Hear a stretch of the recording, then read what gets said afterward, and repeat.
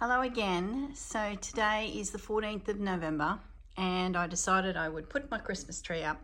It's my mum's birthday. She passed a year and a half, or it'll be 2 years in February. So the notification popped up this morning that it was mum's birthday. I didn't know it was coming. And I thought, oh, I'm going to do the Christmas tree. So I think going forward, the 14th of November will be the day the tree goes up. So I've been at it for a little while. I haven't had a Christmas tree up for a few years, being that I owned Christmas shops. By the time it gets to this stage, I usually just put up my great-grandmother's tree, which is pretty much a stick that came with them from Germany. I'll show you that another time. I don't think that'll go up at the moment. It's maybe later in December. But I thought, well, I'm sitting here watching concrete being poured around me outside. I can't assist with any of that. So I figured I'd put the Christmas tree up. She's 9.5 foot tall. She's a beauty. We sold them in our shops quite some time ago, and I grabbed one for myself. The little lights actually change colours between warm white and white, and they're really popular because you can pick the colour that you want on your tree. So I just love it. So I've chosen cool white at the moment, but I need to pull out all my decorations. Like I said, I haven't done it for a few years, so I sort of need to have a look at what I've got and maybe do a little bit of shopping at my stores to sort of freshen things up a little bit. But at least the tree's up, the lights work. So maybe next week you'll get an update. Maybe this video, depends how enthusiastic I get. We'll see. But the tree's up, so yeah, there's a good way to spend the day. All right, guys. I'm sure there'll be more videos attached to this, like puppy information, puppy news. Look, you can see Fudgy. Fudgy's been coming and going, supervising. He's down in the bottom corner. Where's my finger? There. He's been out laying on the towel, the sheet. I put the sheet down to catch glitter. Like, goodness, you can imagine what my house is like with Christmas shops and the glitter. So I threw a sheet down on the carpet just to, I can make a mess then and hopefully try and mitigate the disaster that glitter can be in carpet. But anyway, it's all good. It's all part of Christmas, isn't it? Throw a bit of glitter around. All right, guys, I'll finish this little video and I'm sure there'll be more attached around this little video of the shenanigans going on at the moment in my world. All right, guys, bye.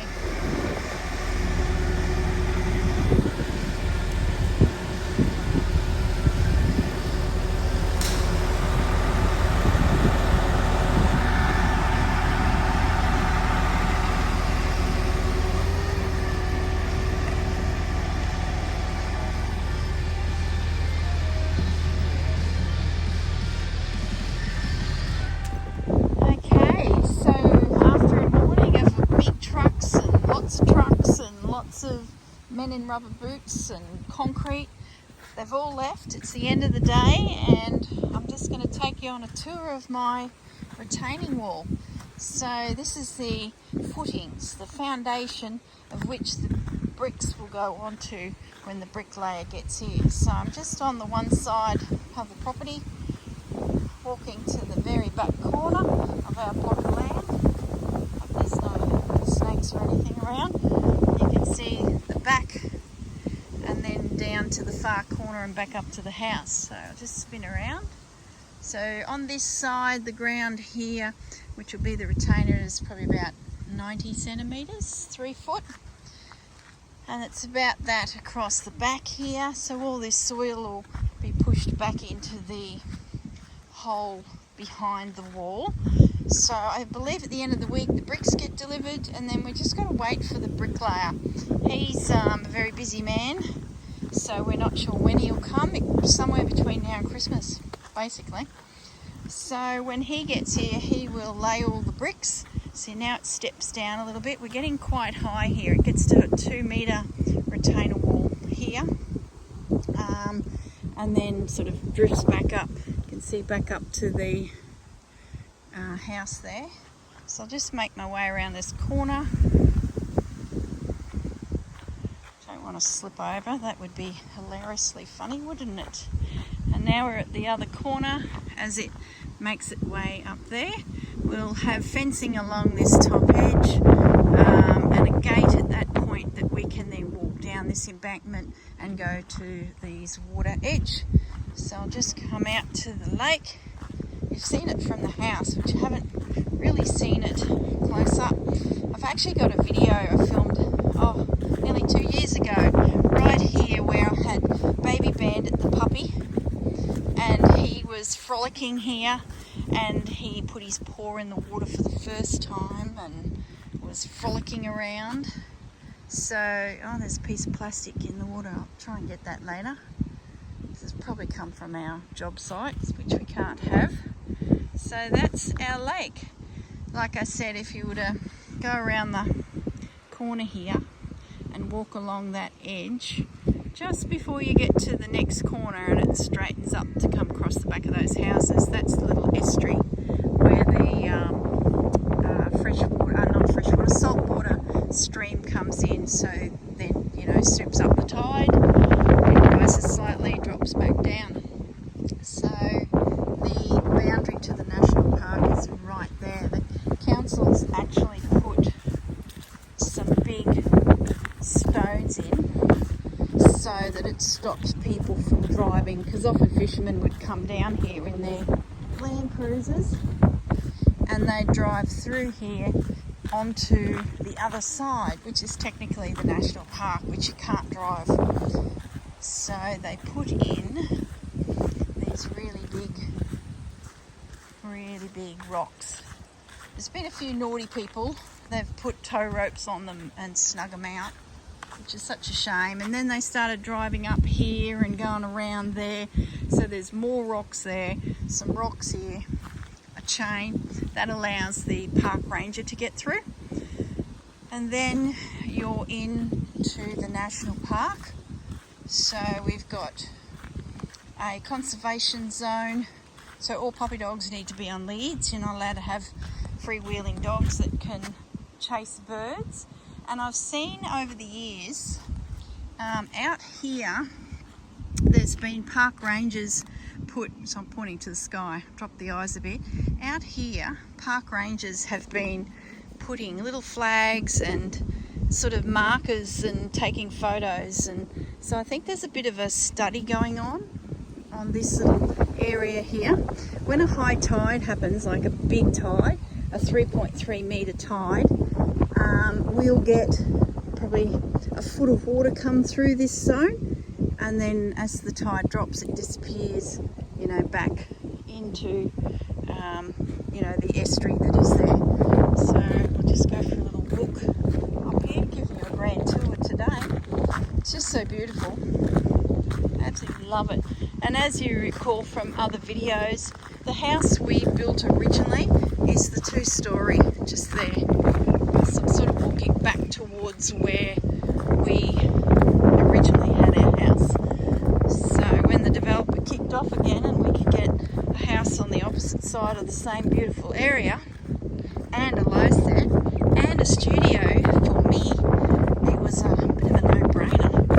We were like, yes please. And if you can see a gap, see the house there, and there's a little bunch of trees. There's a vacant block of land there. Would you believe my best mate, Mary Ann, and her husband, Kev, they bought that a couple of years ago, and they're planning to retire up here as well. So very excited about that. Can't wait. We've got a standing joke that we'd put jet skis in, and as soon as the Rusties started across the lake, and that'd really upset all of the neighbours. What do they call those zip lines?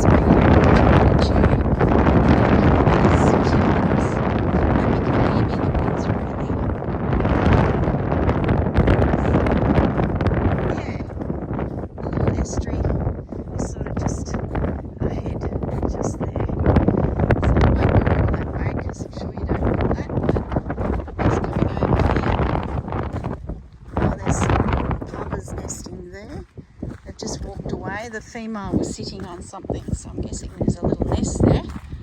And this is the sign for the national park. So Conservation National Park. The plumbers, I don't know if you can see them, I'll zoom in. They're pretending that nothing's going on over there. They're just scattered.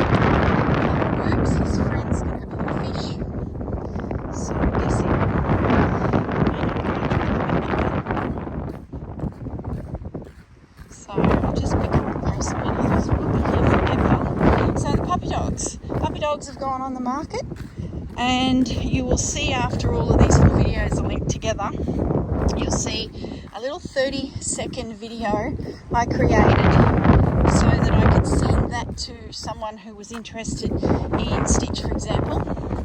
They could have a little video of me chatting about Stitch.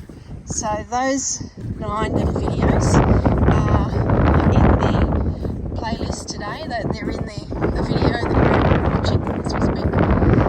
So the big news is we have sold all but 2. The 2 left, Stella and Snippet, the 2 little girls. Having said that, I am texting with some families at the moment, chatting. So maybe by the time you watch this on Monday, they may actually be sold. We've had lots of fantastic families, and I'll tell you in another video, focus on pastry. So there's the entry to the lake, and that's the feeding estuary that comes through those mangroves, and through there is the ocean. So if I was to jump the little estuary there and then walk across there, down the side of our last house, which we can now see a closer view, see the retaining wall and the steps? We built all that, my goodness. If I walk down the side of that house, straight through, there's a little bridge in there that the locals have built over a similar sized estuary, and then over a sand dune, and you're at the actual ocean. It's absolutely beautiful. So Kevin, Marianne, their block is there, just between. It's the last one to build in that little street. So it's absolutely beautiful, guys. So when I go for a walk, I swim home. It's really cool. Not that I'm into triathlons, but it does feel like that sometimes as I make my way around the lake and then onto the beach and then back into the streets. So I've got so many tracks. And then if I pan back to the national park, I've got a track that I go through there, and back in there is an old house site when the place used to be a massive farm, probably the pre-60s, and there was a farm here, and the national park took back all that land to preserve these wetlands so that, you know, no one ever bought the farm out and turned it into housing. They sort of put these perimeters in. So if you go back through that scrub, I find the house stumps and some old yards where they would have had cattle, and then that allows me to cross over the mangrove area to the side of me, that you're opposite side to where you're looking, and walk kilometres through massive sand areas as it sort of makes its way back down towards Harvey Bay. So it's very, very cool. There's a car coming to my house. No, it's passing. A plumber, he'd have a ute, wouldn't he? He wouldn't be walking in that. All right. Well, I might leave it at that. So you got a bit of a walking tour today. So the next thing you'll see are the 9 little videos that I created for the puppies. Gee, I hope you can hear my voice, otherwise this was a waste of time. The wind's really picked up, reverberating through my ears.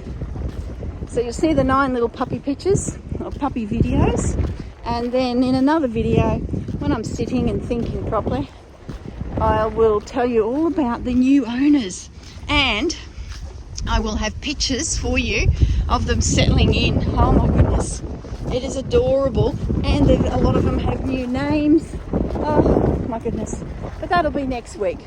So I'll get you up to speed on the puppies and their new families and maybe new names. So let me just walk around this tree before I walk into the tree. All right, guys, hope I haven't made you too seasick, and I'll leave you to it. Enjoy the puppy videos, guys. Bye. So this is Baxter, Blue Merle, little boy. Just spin him around. So that's it. That's his back. That's it. Little face. We'll come in close on his little mush. Hello. Hello, Baxter. Hello. You beautiful boy. All right, so that's back stuff. Okay, this is Rosie. Hello, Rosie, little girl. Hi, Rosie. That's her back. She's got a little tip on her tail, little white feet, and back to the face. Hey, Rosie. He's a good girl. Hi, Ruby. Say hello to the camera. Ruby's got a little red dot on the top of the head, hence why we called her Ruby. Hey, little girl. You just spin her around. She's got a nice even little coat. There we go. Hey, Ruby girl. Back to that gorgeous little face. Hey, Ruby. Hi, this is Heidi. So she's also a red merle. She's got a lot more of the red, and just like her father, she's got really predominant red blotches across her back. So she's very similar to her father, who's a blue merle. Hey, hey, Heidi girl. Hey, baby girl. Hello, this is Trixie. Hey, Trixie girl. We think she's the pick of the bunch. Beautiful little nature, gentle little soul. She's got a nice big white collar at the back here, little tip on her tail. Show the leg. She's got ginger coming through there, and around her cheek, on her eyebrows. Hey, Trixie, you're a beautiful little girl. That's Trixie. This is Jasper, our little red boy, red merle boy. Hey, Jasper. You're a pretty lad. Hey, around the back.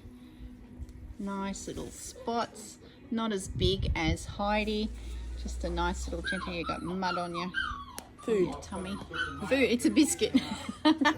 Jasper. And just get around this side. Say hi, Jasper. Hello. That's Jasper. This is Stitch. He's got the colours coming through on his eyebrows, the third colour on his cheek, on his paw, and his back legs inside there. He's got a little white spot on the back of his neck. Beautiful little boy. Lovely personality too for a little dude. He's a lovely little fellow. Hey, Stitchy, you're a beautiful boy. Called him Stitch because of the little spot on the back of his neck. Okay, this is Stella. Hello, little girl. Hey, beautiful girl. Her ginger's really coming through on her legs. Hey, little cheeky girl. She's got a nice close-up, nice blaze there. She's got some little zigzaggy white smudges through here. Little tip on her tail. Where's your little beautiful face? Hey, little girl. She's gentle. She's a gentle little girl. You're a sweetie. And that's our Stella. Hello, this is Snippet, little girl. She's got the ginger coming through on the eyebrows and her cheeks, little white paws, but the ginger on the inside of the leg, ginger down here, lots of freckles on your belly and freckles on your nose. Yep, let me just double check the collar colour. Yep, there she is, and she's got a little bit of white on the head and a little bit on her shoulder. Snippet. And get your face again, beautiful girl. There she is. Okay, thanks.